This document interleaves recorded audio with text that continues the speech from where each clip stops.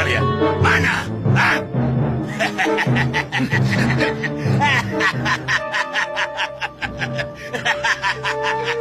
Selamat datang di padepokan kami, Kisanak.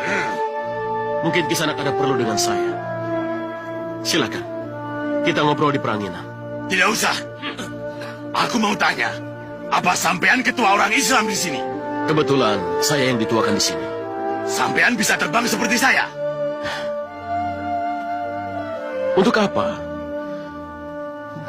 Manusia itu ditakdirkan untuk berjalan kaki. Itu kenapa Sang Pencipta tidak menaruhkan sayap di punggung kita. Loh, kalau sampean orang hebat, pasti bisa melayang. Walaupun tidak punya sayap. Contohnya, seperti saya tadi. Kamu bisa?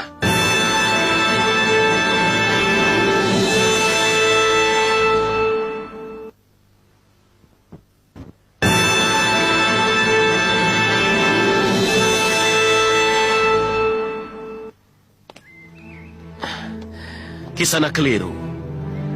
Ilmu saya bukan mengajari orang untuk bisa terbang. Sebab kalau hanya untuk bisa terbang, kelelawar dan tawon yang tidak pernah belajar ilmu apapun, tentu terbangnya jauh lebih hebat daripada Kisanak. Loh, kalau ilmu sampean tidak melebihi aku, kenapa banyak orang harus mempercayai ajaran baru yang kamu bawa itu? Banyak orang yang bangga dengan badannya. Ora tedas tapak palungi pande. Kebal. Padahal, gunung batu dan beliung pun cukup atos menahan senjata. Jadi, ajaran yang saya bawa mengajak kita hidup lebih baik, lebih punya arti, daripada meniru kehebatan siluman atau binatang. apa maksud Sunan? Supaya kita mengenal hidup. Dari mana asal kita, dan kemana kita pulang setelah kita mati. Kalau kita tahu tentang Sangkan Paraning Tumati, maka kita akan mengenal Sang Pencipta sejati. Maaf Sunan, saya belum mengerti apa yang disebut dengan Sang Pencipta sejati. Sang Pencipta yang wujudnya tidak perlu kita cipta. Sang Pencipta yang sudah ada jauh sebelum alam semesta ini ada. Sang Pencipta yang tetap langgeng, meskipun alam ciptaannya ini sudah mati dan binasa.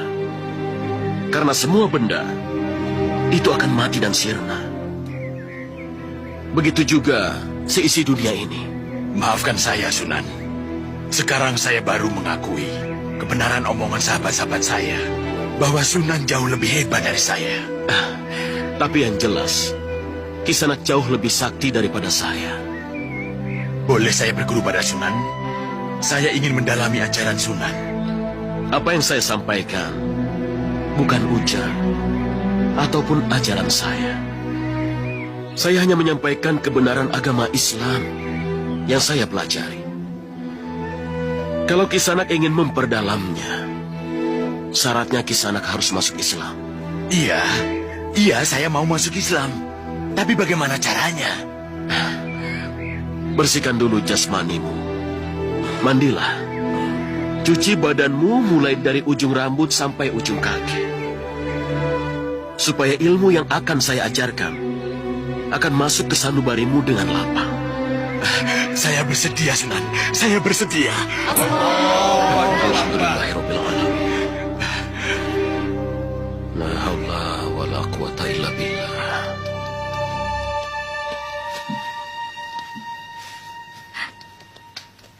Baru sekali saya ke Kutaraja Majapahit. Waktu masih kecil. Waktu itu saya takut kesasar. Jadi ya, cuma menunggu barang dagangan ayah saja. Rumah saya tidak terlalu jauh dari pasar itu, Nini. Tapi sekarang sudah hancur diporak-porandakan pasukan Keling.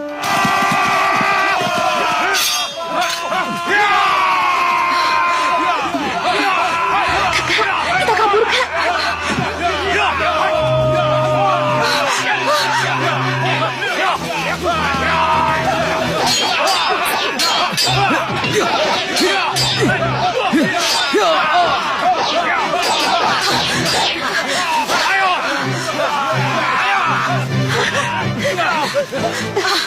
Pergi Pergi kakak. Ayo sama-sama. Ayo.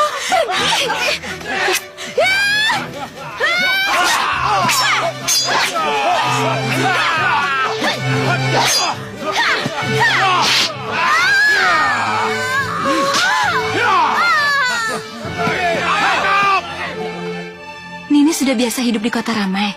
Apa bisa betah di pedukuhan kecil seperti ini? Dimanapun saya akan betah. Yang penting tidak dalam kekuasaan Keling. Terus terang, saya kagum melihat kerukunan orang-orang di sini. Ajaran agama kami memang begitu. Kata Kanjeng Sunan Kalijaga, orang Islam yang satu dengan lainnya itu sama seperti satu tubuh. Kalau ada salah satu bagian yang sakit, maka yang lain pun ikut merasakannya. Bagus sekali. Itu ajaran dari Sunan? Bukan, itu ajaran dari Nabi kami. Nabi adalah utusan Allah, Tuhan yang kami sembah. Beliau adalah manusia pilihan untuk menyampaikan agama yang menguji keseimbangan hidup di dunia dan di akhirat. Mungkin seperti Buddha Gautama. Atau Nabi itu manusia setengah dewa? Nabi itu manusia biasa, sama halnya seperti dengan kita. Yang menjadi perbedaan, dia memiliki sifat yang terjaga dari semua perbuatan buruk, karena dia pilihan Tuhan. Saya tahu, Nini Kanti agak bingung untuk bisa mengerti ajaran Islam. Tapi kalau kita sudah lama bergaul, pasti juga akan mengerti. Walau karihal kafirun, huwallazi arsala rasulahu bil huda wa dinil haq liyudhhirahu 'alad dini kullih walau karihal musyrikun. Ya ayyuhalladzina amanu inna katsiran minal ahbari war ruhban